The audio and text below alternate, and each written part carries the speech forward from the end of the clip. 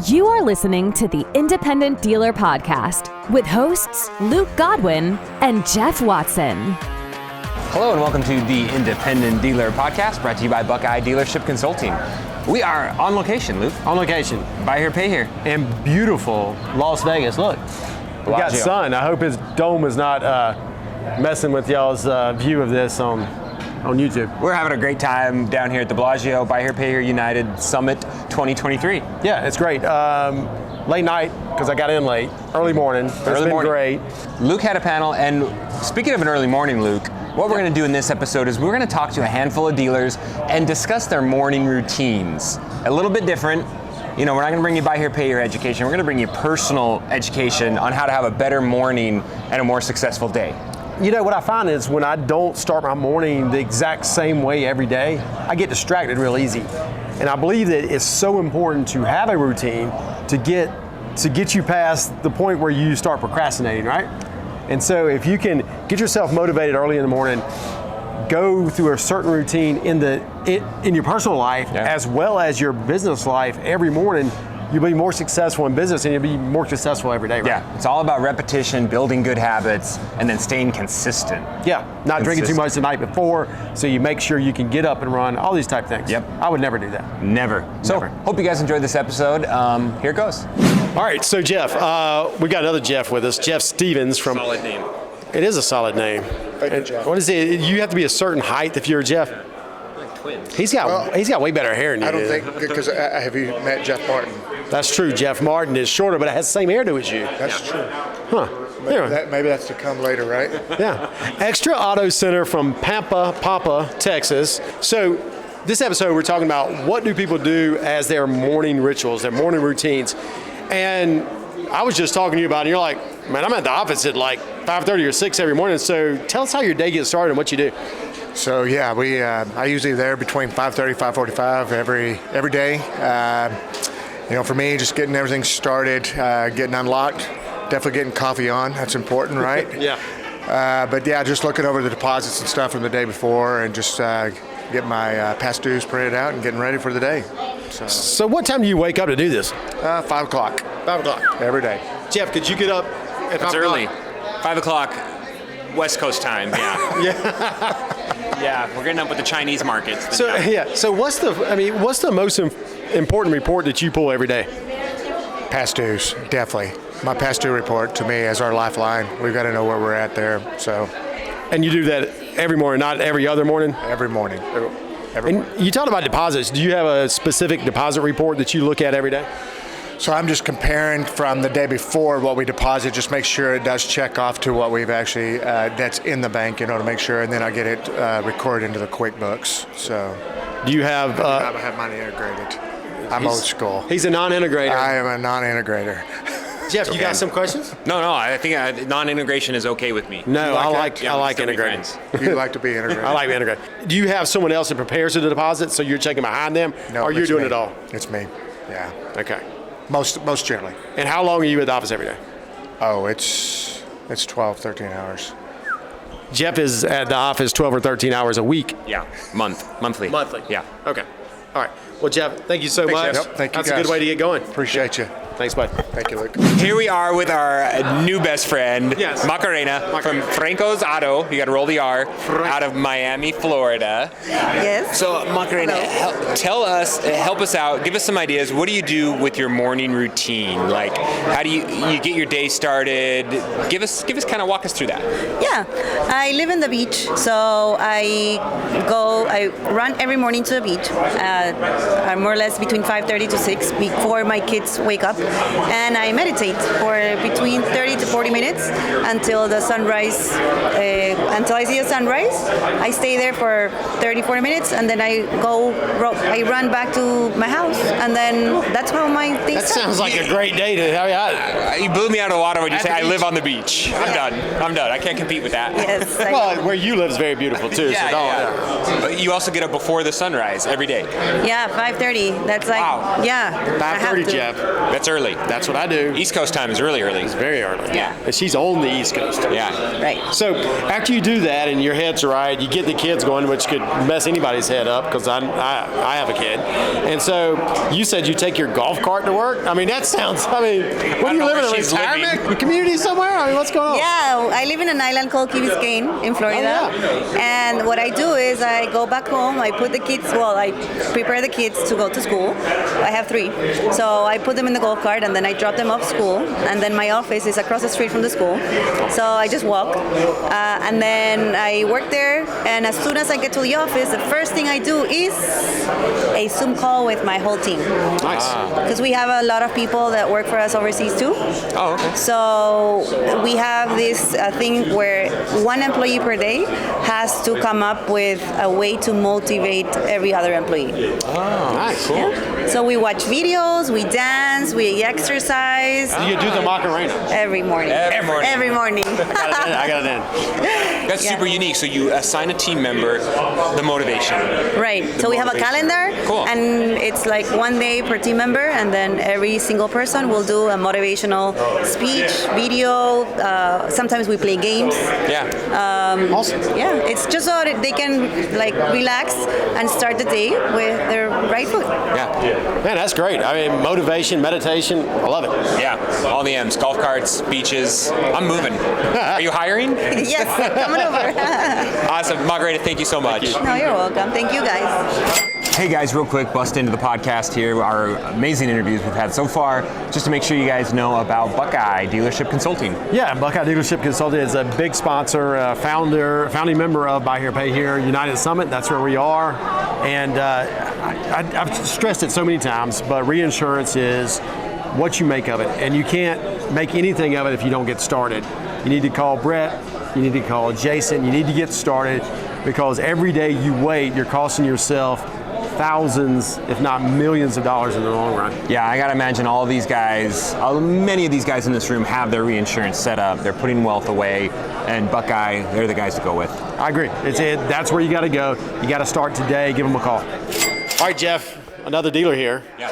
It's Sam Brenner from Brenner Family Dealerships in Pennsylvania. And we're not talking about just dealerships, body shops, all kind of stuff going on. Yeah, Sam, before we ask you your routines and how you keep all this stuff straight, give us real quick just the basic breakdown. What are you in charge of, your dealerships, your body shops? Give us an idea of the scope.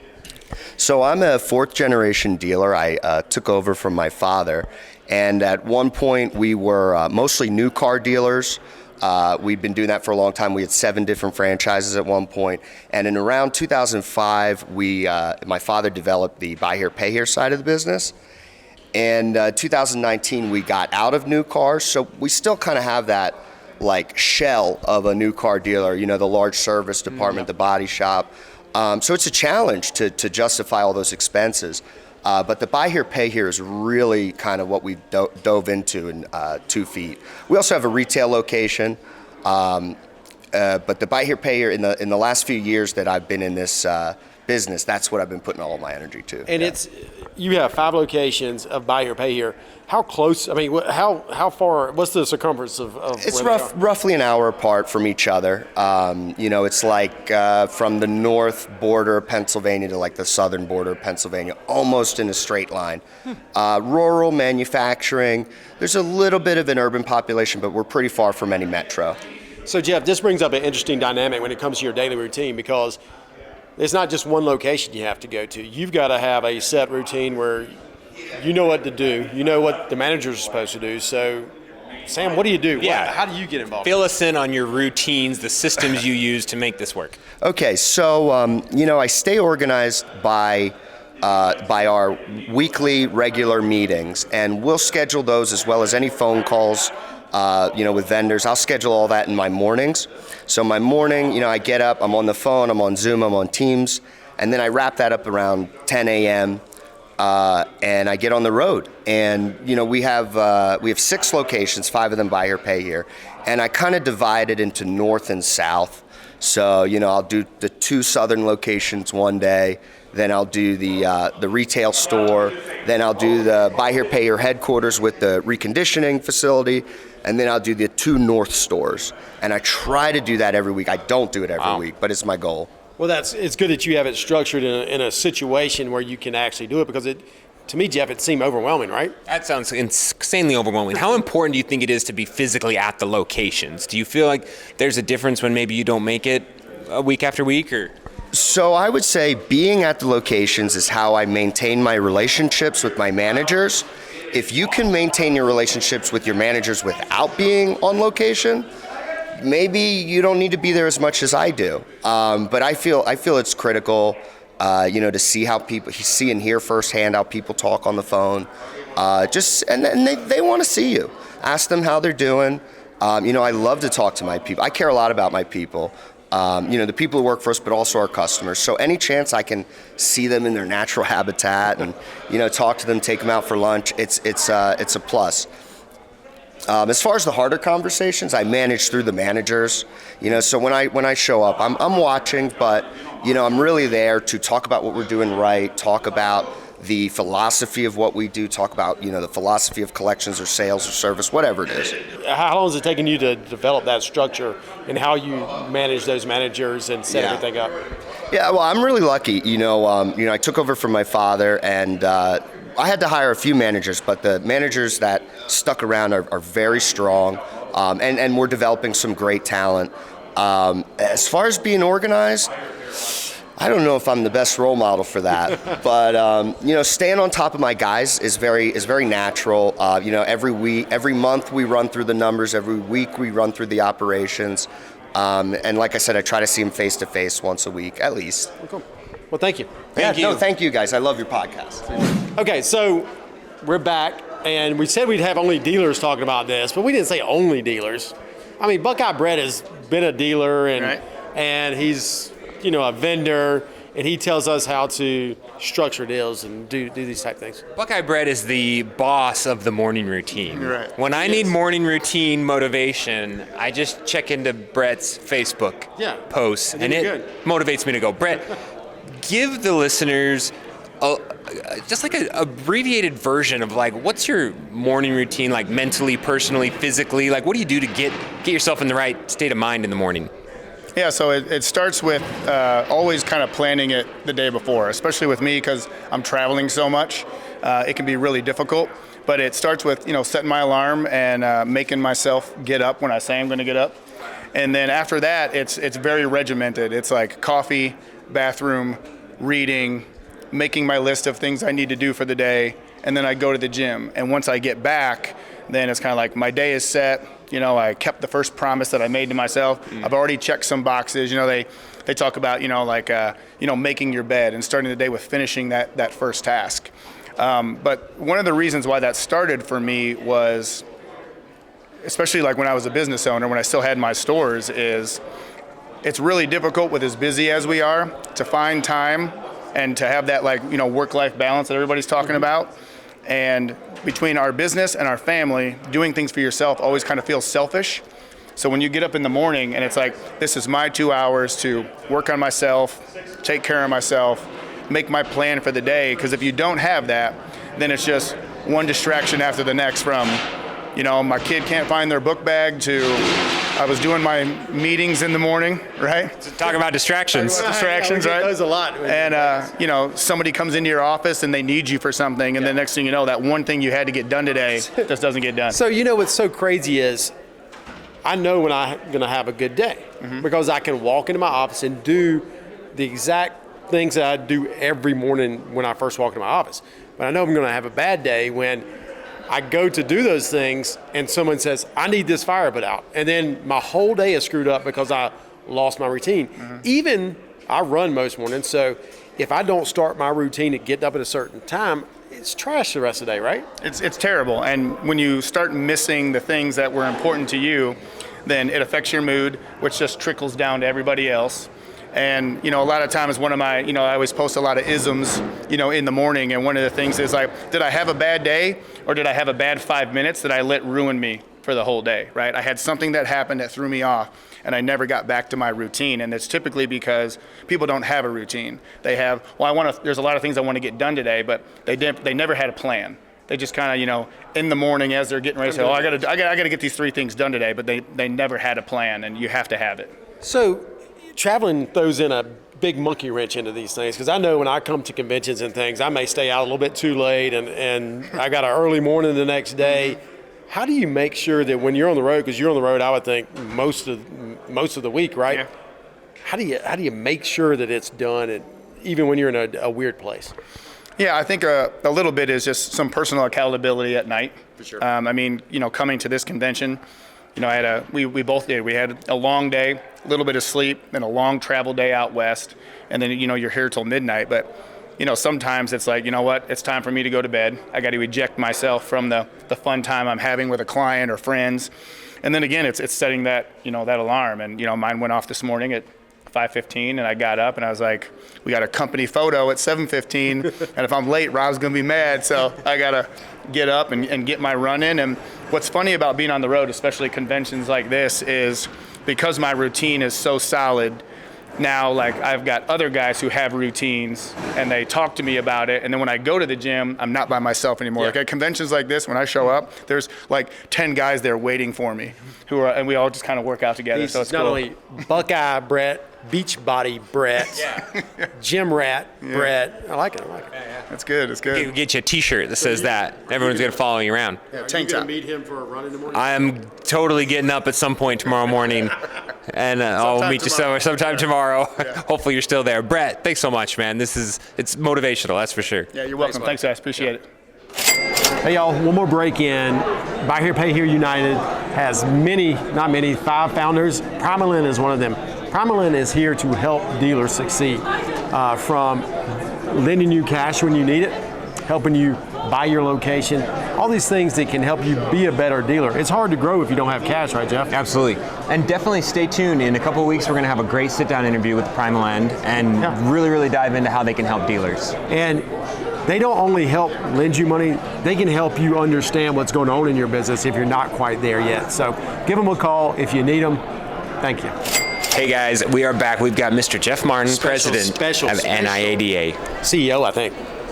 That's correct. CEO, sorry. Let's just say on the team. On the team. On the team. So Jeff, you've taken over an awesome role. So you've got a ton of things going on. I'm sure that throws off your routines, right? Because you've got all sorts of new things coming at you, employees across multiple states.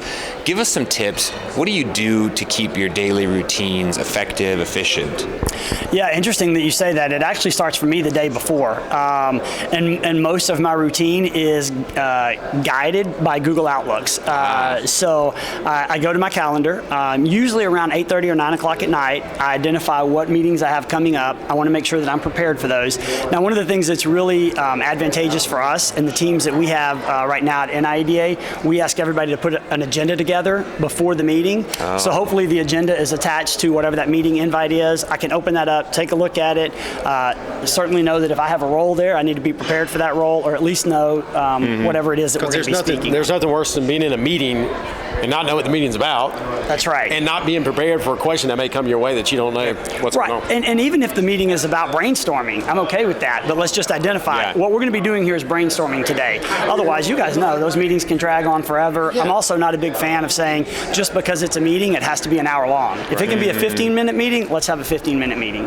And if you can call in sick because you saw the agenda the night before, even better, right? Well, you can pull a hamstring. There's all kind of things you can do to get out of those. Well, I guess, and it's more like, it sounds to me like you're using the night before to prepare a block schedule that you made for your day, correct? Right, that either I've made or, certainly the folks on our team, they can schedule meetings for us. And so if I look out there and I see that there's a meeting at 9 o'clock, if I have something that I need to do before 9 o'clock, I know that I got to get out of bed and I got to get that done, whatever it is. It's interesting. Luke made that point today, the night before being so crucial to having a successful morning, right? Luke, you were talking about you're here at convention and maybe not going out so late at night and maybe not doing those things makes you better off. It's amazing when you don't drink too much and you go to bed early, how much better you feel in the morning. I was like, wow, what happened? I had no idea. Yeah, I'll give it a try. I'll also say one thing for me, and I know, Luke, you like to run. That's really healthy for me. I always say I don't really run for the physical side anymore. It's more for the mental side. For sure. And a lot of times I run in the evenings, and that's when I kind of process, hey, here's what tomorrow is going to look like. Well, that's funny. I run in the mornings to kind of get me like going, right? Right. But I do like the idea of running in the afternoons because it's truly. I don't run with the phone or music or anything, so it's relaxing. It just calms me down and allows me to have a good path and a good direction for my day, and it can be the same. It's kind of just mind cleansing. Mind cleansing for me. Cool. Jeff. You should try it, Jeff. I only run if something's chasing me. Yeah. All right, thank you, buddy. Thanks. Thank you. Appreciate it, guys. So welcome back, and this time it's going to be me talking to Jeff about your morning routine. Do you have a morning routine? Yeah, I do. Briefly, just from personal, I like to get out of bed first. Take a poop first. Typically find my bed. But I like to get up. I like to get spiritually set first. Do some scripture reading for the first couple minutes of the day. Kind of ground yourself in appropriate things. Get the pre-workout in me, a little caffeine going. Hit the gym. We talked about that earlier. I think dealers, we think we're going to live forever. We forget to take care of our health. There's always a reason to go into the office. There's always a reason to skip the gym and get to the office because there's some fire to put out. But I think it's really important that we attack our personal health and our mental health first, right? Yeah. So I like to get those things out of the way. And then, of course, on the drive to the office, I like to have no music, no podcasts at that point, and just be able to make sure I've got my day lined out. So if I didn't do it the night before and I didn't set my schedule, then I like to do that on the way into the office, realize what are the highest priority items. If I can only get one or two things done that day, what will really move the needle? So, and then obviously when I get to the office, amongst the many things, the first thing I try to do is just pull up my dashboard. Okay. So in our dealer management software, I like to look at my dashboard, see where we are for sales, collections, anticipated money collected, what cars we've sold the last 7 days, so I kind of know what I'm looking for to replace. And then from there, it's just full firefighter mode, man, just putting out fires. Do you have a to-do list that you use? Yeah, typically I text myself, or I just use the to-do list in my phone. Like an Apple. Yeah, I recommend that. It's the easiest way to do you do any block scheduling? Like during this portion of the day, I've got to do this, and this, or no? You just kind of take them as they come? Yeah.